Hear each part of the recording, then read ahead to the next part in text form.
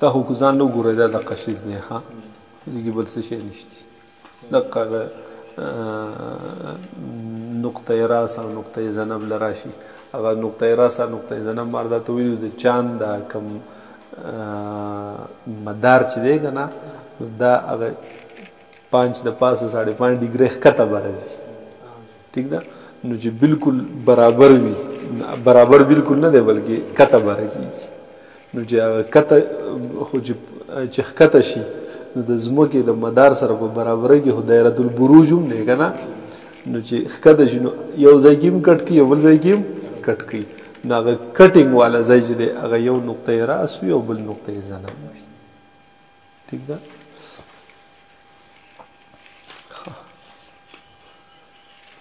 بل گہن ہر ماہ کیوں نہیں ہوتے سورج گرہن چاند گرہن دا پکار دا چې باره میاشت کې کېدلی که نه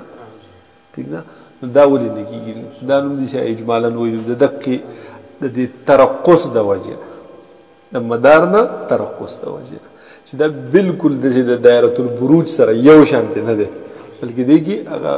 5.5 ډیګرۍ ښکته پورته کېږي نو د دغې وجې نه نه کېږي بل سیرویس دا یو سیز دی دا داسې دي که نه دوی یو پیمایش کړی دی د سپوږمۍ د حرکت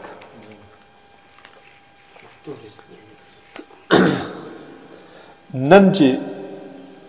مثال نن 6 تاریخ دی څو تاریخ دی 6 تاریخ دی نو نن چې د سپوږمۍ کم پوزیشن دی ٹھیک ده نو بعینه دا پوزیشن چې د ورځې لکه مثال نن شپه واخله چې دا شپه وي سپوږمۍ په دقې ځای وي سوره پکې رڼایي وي سوری بلندي وي سوری اسمت وي نو بعینه داسې به بیا کله راځي کال بعد نه راځي بیا داسې پوه شوې دا به بیا بیخي دغې پوزیشن له به په دغې ټایم کې لکه اوس نن د شپې بالفرض نن اوس 9 بجې د شپې او دا په کم ځای ده نو په راروان کال کې په دې اسلامي تاریخ یا د قمري حساب په دې قمري تاریخ په دقې ځای باندې نشي کېدلی شاید چې لږ اخوا لږ دې خوا یا ارتفاع لږ د هغې د دې نه کمه یا ته لږ سیوا اسم د دې نه کم د دې نه سیوا کېدلی شي داسې نو په دې کې دا ماهرین بیا را لګېدلي او دې اندازه لګولې چې نن سپوږمۍ په کم ځای ده نو بعینه دا حالت به بیا کله راځي نو تقریبا 18-19 سال پکې لګي نو ګوره اوس راشه دی له دې چې څومره وخت ښودلی دی چې دومره وخت بعد به دا حالت راځي نو که دا نن چې کوم حالت دی او نن چاند ګرهن و بالفرض نو چې دا حالت مثال 20 کاله بعد راځي خو بیا به هم چاند ګرهني که نه پوه شوې نو بیا یې دا ځان سره مقرر کړه چې په 6 مارچ باندې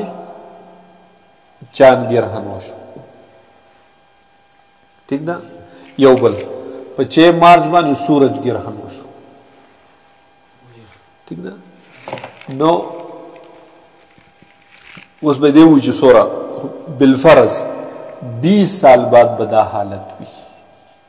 20 سال بعد به څه وي دا حالت وي نو 20 سال بعد به په دقې 6 مارچ باندې هغه چاند ګرهن وي او یا که سورج ګرهن ونه څه وي سورج ګرهن وي وشوله اوس په دې 20 کالو کې 50 پیرې چاند ګرهن نور هم شوی اوس دلته راشه زمانه تیرې دا بالفرض د مئی میاشت راله 5 مئی ده 5 څه ده 2025 یا بالکل 24 بیا چاند ګرهن وشو ٹھیک ده نو دا حالت څومره وخت بعد راغلی 20 کاله بعد دقه شان 20 کاله بعد به بیا به چاند ګرهن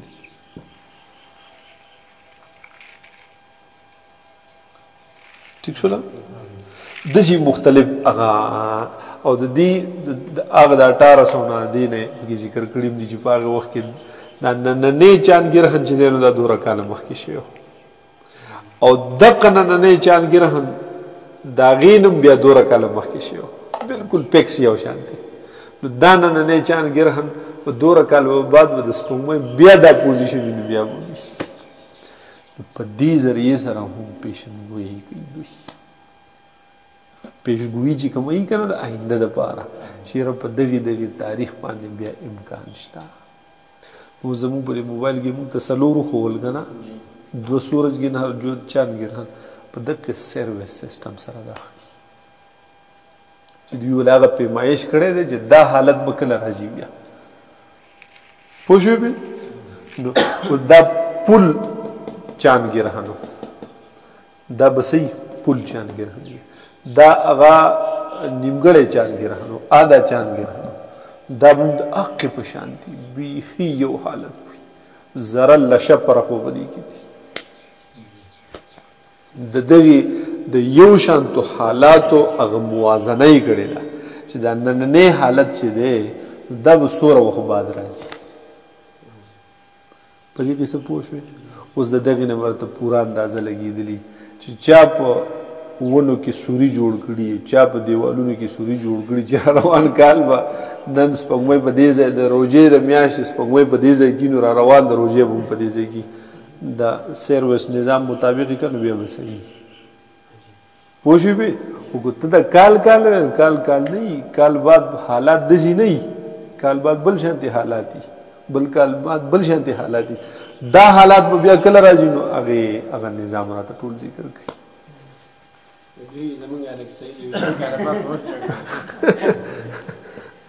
شلو کالو پورې ولا دغه ورکه سپیاګه ورکه راشه اوس ها سنه ساغه طرف ته پیشرا پوښو نور مو متلاړ شي سیر चांद का महीना 29.53 दिन का होता है सूरज एक उक़दा से फिर इसी उक़दा पर 346.62 दिन में पहुंचता है دا اشاری چې بیا ګنټو منټونو ته واړې ها چې ته واړې نو بیا ورته منټونو پته ولګي دا ورځ یو جو دغه بیا ګنټي شي चांद के 223 माह نو ګوره 223 لچې په یو ماه د 16 ورځې 29.53 کنا نو 223 ماه له 29.53 کی ضرب ورکو نو 6585.32 دوره ورځې شوې दिन सूरज के 19 عقد دورې بیا دغه په دې کې د په دې 19 دورو کې دا توی کړل 6585.78 दिन پس हर 6585 दिन के बाद सूरज चांद और उक़दतैन तकरीबन इन्हीं मकामात पर वापस पहुंच जाएंगे 6585 ورځې بعد به دا حالت وي دا اوس چې کوم دی ٹھیک ده لکه مثال نن 6 مارچ دی که نه د دې سره 6585 ورځې ورسره ملګري پسې مخې ته لاړ شي ٹھیک ده چې 2 ورځې مخې ته لاړ نو کم کال او کم ورځ دا نننۍ چې د سپوږمۍ او د نور کم حالت دی نو بعینه دا حالت وي پوه شوې نو که نن سپوږمۍ تندر نیولې ده نو 6585 दिन بعد اوس په دې منځ کې به 20 پیرې بیا نشي هغه به ځان له 6585 به بیا جمع کېوله خو دا نننۍ سورجګرهن یا نننۍ چاندګرهن دا به راځي 6585 दिन بعد پوهېږې پې نو ته د دې ځای نه 6585 दिन مخکې پیشګویي کولی شي چې او حساب یې وکړه په کلنډر کې چېرې دا به د کم کال کمه میاشت کم تاریخ راځي وویل لکه په دغې تاریخ باندې به داسې ممکن د امکان تر حده پورې ویلی شي پوه شوې بې داسې اوس راشي 6585 दिन के बाद सूरज, चांद और उक़दतैन तकरीबन इन्हीं मकामात पर वापस पहुँच जाएंगे। अगर एक गिहन किसी दिन लगा हो तो इसके 6585 दिन बाद फिर गिहन होगा। ये वक्फा 18 साल 11.3 दिन का है। इस वक्फा को सेरवेस कहते हैं। अतलस काला 11.3 वर्ष 11.3 वर्ष कोई कि 11 वर्ष यो वर्ष چې سل حصے کې ٹھیک شو نا نو 3 حصے به تیر شي ٹھیک شو یو ورځ چې لس حصے کې سو حصے کې لس حصے کې نو 3 حصے به تیر شي یا چې سل حصے کې نو 30 حصے به پوره شي یہ وقت پہلے زمانے میں بھی معلوم ہوتا تھا اور اس کے استعمال سے گہن کے وقت کی پیشگوئی کی جاتی تھی اس راشا اغدی بھی تجربی کڑی اور مشاہدی کڑی نو 19 अगस्त 1887 ईस्वी का सूरज ग्रहण 10 सितंबर 1905 को और फिर 30 अगस्त 1923 ईस्वी को वाक़या हुआ। उरेदी बमंस की शलूर डेर शेनूरुम शवीदी खुद 19 अगस्त 1887 वाला कम हालत चे वो अक पशांति सूरज तंदर निवल ची दी دا بیا په 10 सितंबर 1905 باندې او دا غي په شانتي تندر بیا په 30 اگست 1923 وشو 29 मई 1919 ईस्वी का सूरज ग्रहण फिर 8 जून 1937 ईस्वी को वाक़या हुआ। هغه بیا چرته واقع شو هغه 6885 ورځې او 11.3 هغه ورځې کې وته 18 साल और 11.3 ورځې ټوټل 6585 ورځې دای کی ماشاریه لګشته هوته حساب کړی دي 18 साल और 11.3 ورځې دغه बल 17 फरवरी 1878 ईस्वी का चांद ग्रहण 28 फरवरी 1896 को और इसके बाद 10 मार्च 1914 को वाक़या हुआ। इल्मुल अफलाक मुल अफलाक ډېر ښه کتاب دی